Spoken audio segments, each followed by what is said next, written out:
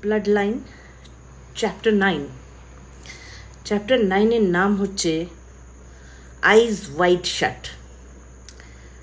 Sir, এই করিডোরের শেষের সেলটা, কথাটা বলল জেল গার্ড দুলাল পারামনিক। কথাটা বলল সে ফিস করে। কথাটা হয়তো এরকম, স্যার এই করিডোরের শেষের সেলটা। অনামিক চৌধুরী করিডোরের দিকে চাইল। একটা বিশাল লোহার দরজার পেছনে সেই করিডোর। একটা মাত্র বাল্ব ঝুলছে সিলিং থেকে। সেই আলোতে লম্বা করিডোরটাকে বেশ অমিনাস লাগছে। আমি এই গেটটা খুলে দিচ্ছি স্যার। আবার সেরম ফিস করে, আমি এই গেটটা খুলে দিচ্ছি স্যার। তার চোখে মুখে কেমন যেন একটা ভয়, যেন গেটের তালা খুললেই বিপদ, সামথিং লাইক দ্যাট। ওকে, খুব সন্তর্পণে তালাটা খুব সন্তর্পণে সে তালাটা খুলে এক পাশে সরে গেল। দেওয়াল ঘেঁষে দাঁড়ালো। মুখে বিড়বিড় করে কি এক মন্ত্র জপে চলেছে দুলাল। অনামিক চৌধুরী করিডোরের দিকে পা বাড়াতেই সে লম্বা দরজাটা পিছন দিক থেকে বন্ধ করে দিল। তিনি বললেন, ভেতরে জেলের এই প্রান্তটা অনামিক চৌধুরী বুঝলেন যে জেলের এই প্রান্তটা কেবল এখানে একটাই কয়েদি, আর সে হলো হাতিম। অনামিক চৌধুরী ধীর পায়ে সেলের সামনে এসে দাঁড়ালো। অন্ধকার সেল। তাঁর চোখ ধীরে ধীরে অন্ধকার সয়ে উঠল। তিনি দেখলেন একজন মানুষ দেওয়ালের দিকে মুখ করে উবু হয়ে বসে আছে, স্থির মূর্তির মতো। মানুষটার গড়ন দেখে বোঝা গেল সে একজন বামুন। ম্যাক্সিমাম 3 কি 3.5 ফুট মতো হবে। হঠাৎ সে অনামিক চৌধুরীর উপস্থিতি যেন বুঝতে পারল। সে ঘুরে তাকাতেই অনামিক চৌধুরীর গায়ে কেমন এক শিরশিরানি অনুভূতি হলো। কি ঠান্ডা সেই চোখ, কি ভয়ঙ্কর কুটিল সেই চাহনি। তারপর ওনাকে চমকে দিয়ে প্রচণ্ড গতিতে সে বুকে হেঁটে এগিয়ে আসতে লাগলো, এক বিভৎস সরীসৃপের মতো। গারদের কাছে এসে সে দাঁড়ালো। অনামিক চৌধুরীর মনে হলো সে বুঝি গারদের ফাঁক দিয়ে বেরিয়ে আসতে পারবে এখনই। গারদের ফাঁকের মুখে মুখ রেখে অনামিক চৌধুরীকে তিনি শুকছিলেন। কেমন শোঁ শব্দ হচ্ছে তার নাকের মধ্যে দিয়ে। গায়ে গরম চটচটে একটা হাওয়া এসে লাগছে। জায়গাটা টকটক গন্ধে ভরে উঠেছে।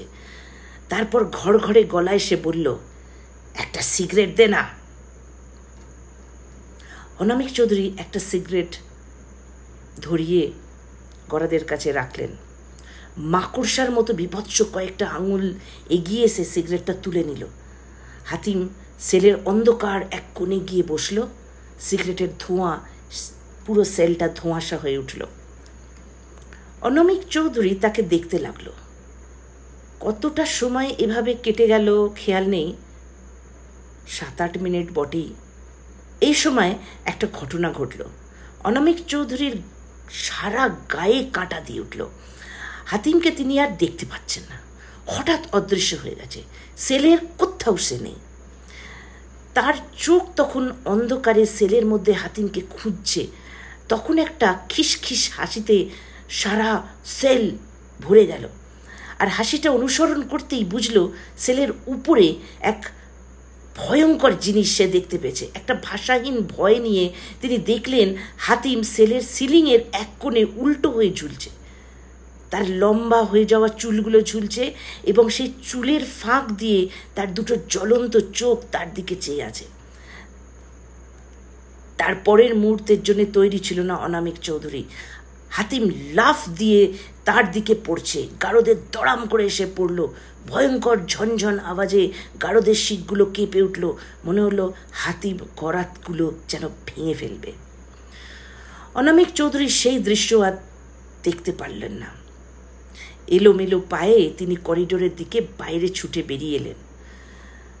তার চারপাশে দ্রুত আঁধার নেমে আসছে। দুলাল প্রামাণিক ঠিক সময় দৌড়ে এসে তাকে যদি না ধরতেন তাহলে তিনি মাটিতেই বোধহয় পড়ে যেতেন। অনামিক চৌধুরী এখন বসে আছেন জেলার সাহেব স্বরাজ মল্লিকের কোয়ার্টারে। তিনি খবর পেয়ে অনামিক চৌধুরীকে ধরে এনেছেন।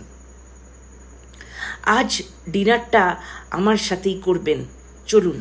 ইস, আমি কাজে ব্যস্ত ছিলাম, নয়তো আপনার সাথে যেতাম ওই হারামজাদা হাতিমের কাছে। স্বরাজ মল্লিককে দেখে মনে হয় না যে সে জেলের বা এনার কারবার হলো সব ভয়ঙ্কর কয়েদিদের নিয়ে। তাকে দেখলে মনে হয় উনি একটি হাই স্কুলের রাগী অথচ আপন ভোলা এক মাস্টার। হাতিমের উপর রেগে বোম হয়ে আছে। দুলাল সব ঘটনা নিশ্চয়ই তাকে বলেছে।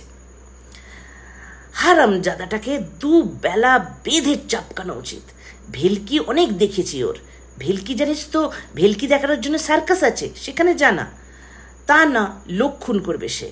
আর আমাদের কাজ হলো এসব পজ্জাতগুলোকে খাইয়ে পড়িয়ে বাবা বাঁচা করে রাখতে হবে। আপনি আরাম করে বসুন, আমি চা অর্ডার করছি। একটু ব্র্যান্ডি দিয়ে চা খান আগে, সব ঠিক হয়ে যাবে। জেলার সাহেবের স্টাডি রুমটার মধ্যে বসে আছেন অনামিক চৌধুরী এবং ব্র্যান্ডি দিয়ে চা খাচ্ছেন। এই ঘরের চার দেওয়ালে শুধু বই, তার বেশ ভালো লাগছে। মাথাটা যদিও এখন একটু ভার হয়ে আছে। স্বরাজ মল্লিক সামনে এসে বসে বললেন, আজ বাড়িতে রান্না হচ্ছে কি জানেন? মৌরালা মাছ ভাজা, হাঁসের ডিমের শুকনো ডালনা আর আতপ চালের খিচুড়ি। বলেন কি? অনামিক চৌধুরীর খিদে পেয়ে গেল।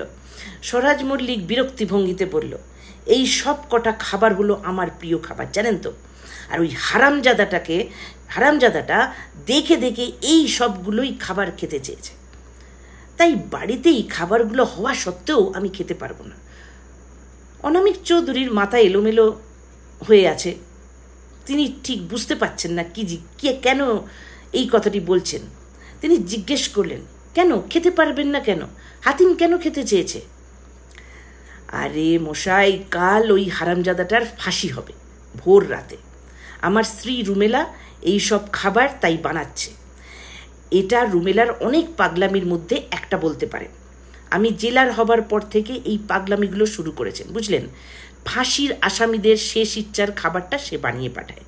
সেই দিনগুলোতে আমাকে সে বাড়ির বানানো কোনো খাবার খেতে দেয় না, আমাকে হোটেল থেকে অর্ডার করে খেতে হয়। দাঁড়ান, ডিনারটা অর্ডার করে রাখি। ওর ধারণা ফাঁসির আসামির শেষ ইচ্ছের খাবার অন্য কেউ খেলে নাকি তারও মৃত্যু হবে। ভাবুন। স্বরাজ মল্লিক ফোনে একটা ইটিং অ্যাপ খুলে নিজের মনের মতো খাবার অর্ডার করতে লাগলেন। স্টার্টারে মোমো আর স্প্রিং রোল, ঠিক হ্যাঁ, আর মেন কোর্সে থাকবে চিলি চিকেন আর চাউমিন। আতপ চালের খিচুড়ির সুগন্ধ জেলার সাহেবের ঘরে মম করছে। জেলার সাহেব ও অনামিক চৌধুরী বসে বসে হাওয়ায় ভাসা সেই গন্ধ শুকছেন। ওদের সামনে মোমো, চিলি চিকেন, চাউমিন সব ঠান্ডা হয়ে যাচ্ছে। তারা ছুঁয়েও তা দেখছে না। To be continued.